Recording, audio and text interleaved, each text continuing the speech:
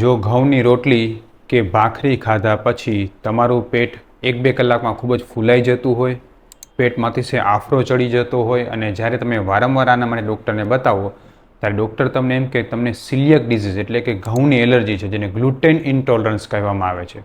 જો આવા રોગ નિદાન તમારું પર થયેલું હોય તો આજના વિડીયોમાં આપણે જોશું કે કઈ રીતે આપણે આપણી પાચન શક્તિને સારી કરીને આયુર્વેદ મુજબ આ રોગમાંથી હંમેશાને માટે દૂર કરી શકીએ છીએ.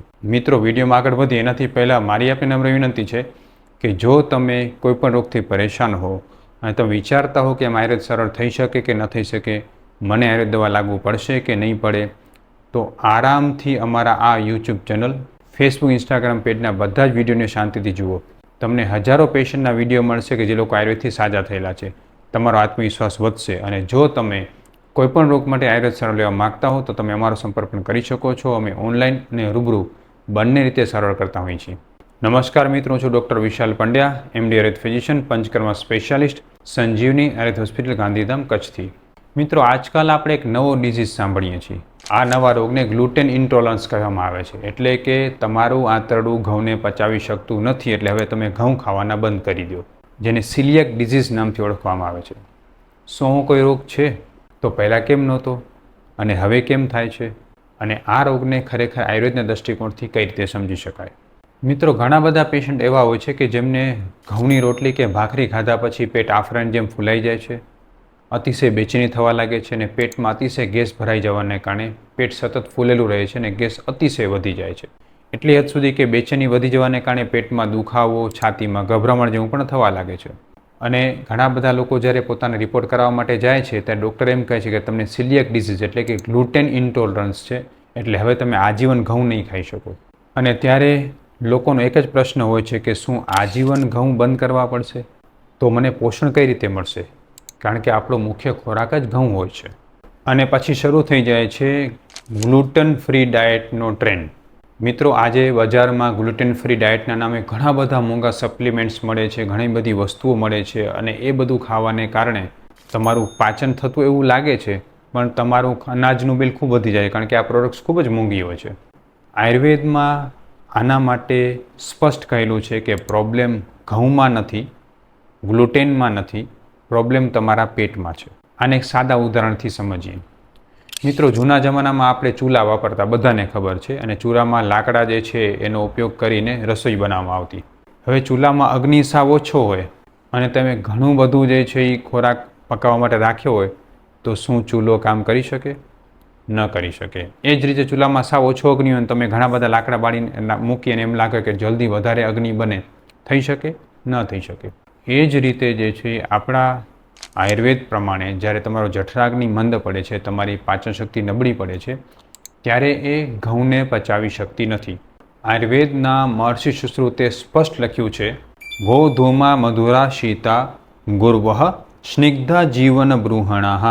એટલે કે ઘઉં જે છે એ શીત એટલે કે ઠંડા છે, અતિશય જીવનીય શક્તિ આપનારા અને વજનને વધારનારા છે, અને સૌથી મુખ્ય વાત કે બૃહણ કરવાની સાથે સાથે પચવામાં ગુરુ એટલે કે ભારે છે. હવે આજકાલ આપણે હાઇબ્રિડ ઘઉં ખાઈએ છીએ. મોટે ભાગે આ ઘઉં જે છે એ પોલિશ થયેલા હોય છે, એટલે એમાંથી જે છે ફાઇબરનો પાર્ટ્સ રિમૂવ થયેલો હોય છે. અને આવા ઘઉંમાં મોટે ભાગે હાઇબ્રિડ ઘઉંમાં ગ્લુટેન નામનું પ્રોટીનનું પ્રમાણ ખૂબ વધારે હોય છે.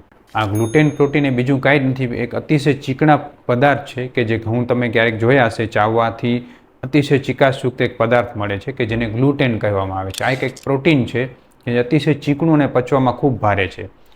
ઘણી વખતે આ પ્રોટીનની વધુ પડતી માત્રા તમારા આંતરડાના વિલાય નામના કોષ એટલે કે જે નાના કોષો છે જેમાંથી આંતરડામાંથી એબ્સોર્પ્શન થાય છે, આપણે ખોરાકને શોષી શકીએ છીએ, એ શોષણ કોષોને નુકસાન પહોંચાડે છે.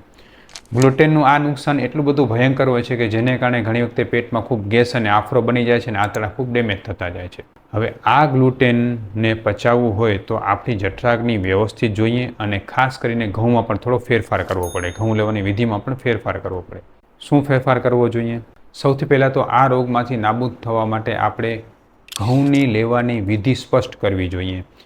ઘઉંને બને ત્યાં સુધી કરકરા દળાવો, બને તો જૂના અને દેશી ઘઉં લેવાનો આગ્રહ રાખો અને આ લોટનો ઉપયોગ કરો. એ ઘઉંને પણ જો તમે વધારે પચવામાં મુશ્કેલ થતી હોય તો તમે પહેલાં થોડા શેકી લ્યો જેને આયુર્વેદમાં ભરજીત કરવું કહેવામાં આવે છે, એ શેકીને એ ઘઉંને દળાવો તો તમને વધુ પ્રમાણમાં આ લોટ હલકો થઈ જશે. હવે તમારી જઠરાગ્નિ એટલે કે અગ્નિની વૃદ્ધિ માટે શું કરવું જોઈએ? પહેલાંના જમાનામાં આ ઘઉં પચી જતા તેનું મુખ્ય કારણ હતું શું? આપણો જઠરાગ્નિ. પહેલાંના જમાનામાં મોટાભાગના લોકો શારીરિક મહેનત કરતા, પગે ચાલતા, ખેતીમાં શ્રમ કરતા, જેને કારણે એનો જઠરાગ્નિ ખૂબ સારો હતો અને ઘઉંને કે કોઈપણ પ્રકારના ભારે પદાર્થને પચાવી શકતા. હવેના સમયમાં જીવન બેઠાડું છે, સ્ટ્રેસ વધી ગયા છે અને ઘઉં પણ હાઇબ્રિડ મળે છે એટલે પચવામાં ભારે પડે છે.